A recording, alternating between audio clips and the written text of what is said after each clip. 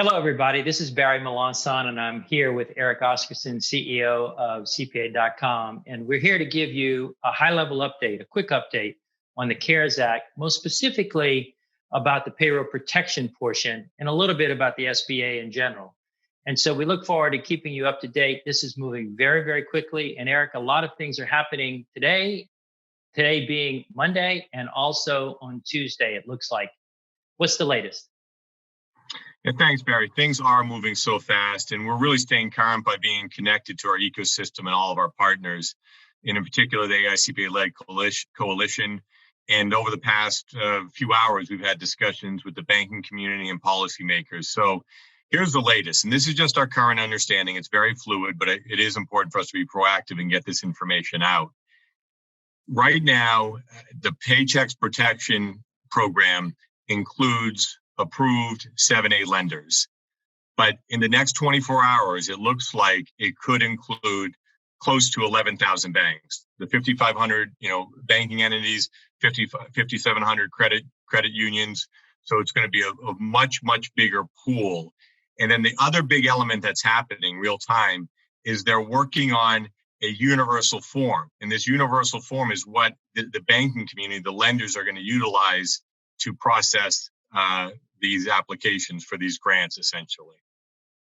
And Eric, actually, we submitted some prototypes, and they're getting a lot of feedback from the banking community, from us, on how to make this process as simple as possible.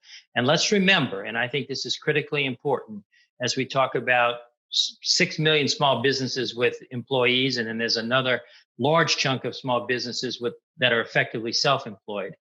This is a process in which you apply, you can get 2.5 months of average monthly payroll, and you can basically, it will be, quote, a loan. The SBA is not authorized to give a direct grant, but if you follow the procedures, it will be forgiven up to that maximum amount of the 2.5 times the average monthly payroll. So it's very important for your small business clients to sort of start the process as soon as possible, because there's going to be a lot of people in the process. That's well said, Barry. There's a lot of information to be given out, and the CPA firms are going to have to, play the trusted advisor role, give the guidance, try to keep it as straightforward as possible. And just once again, this universal form, it's going to be something that you'll work on with your business clients for them to fill out. They say it's going to be a one-pager. They're going to attach, PDF documents for the information requests. We're working with the ecosystem to try to make that as efficient as possible. There's not going to be any personal or physical collateral required. So this is going to be a very important kind of dialogue that the firms have with their clients. One thing, Barry, that we've been getting a lot of questions on is just stepping back a little bit and talking about the overall CARES Act. We're talking about the Paycheck Protection Program. But there's also many other small business relief elements. Then there's also, so that's the small business category. There's also the individual checks that are going to be sent out from the IRS in the coming weeks. And then there's the unemployment insurance. So maybe just some broad comments from your perspective on those different elements.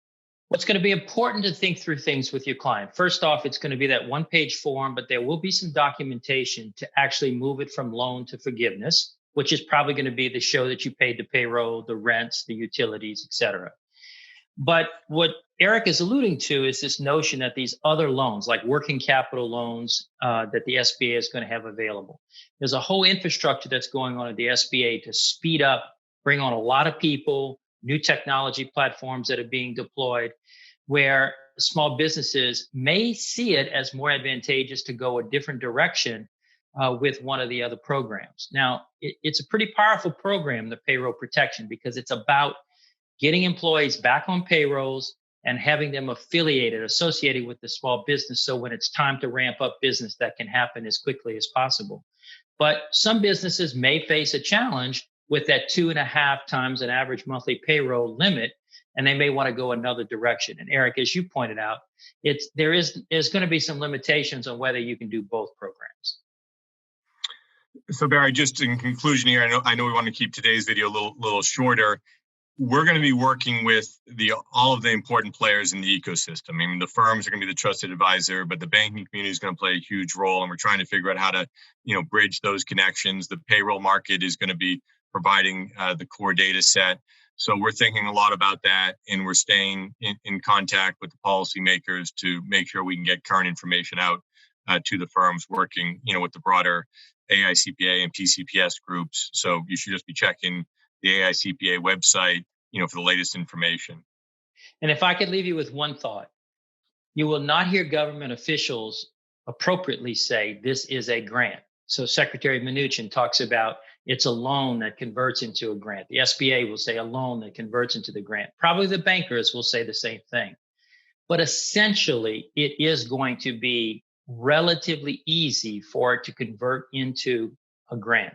And when you're advising your clients, I think that's a real key component to help them understand that. As we've heard news reports, local news, national news, that sort of gets lost. And I know, and Eric knows, that small businesses are often hesitant to say, I don't know if I want another loan. I don't know if this is the best strategy for me. But this is not a normal SBA loan. This is something much different. And I think it's very important to help your clients really think through that. So for both of us, stay tuned. We will continue to give you updates. It is moving very, very fast. And yes, there's still a high degree of uncertainty, but as soon as that starts to be clarified, we'll be sure to give you that information. Thank you.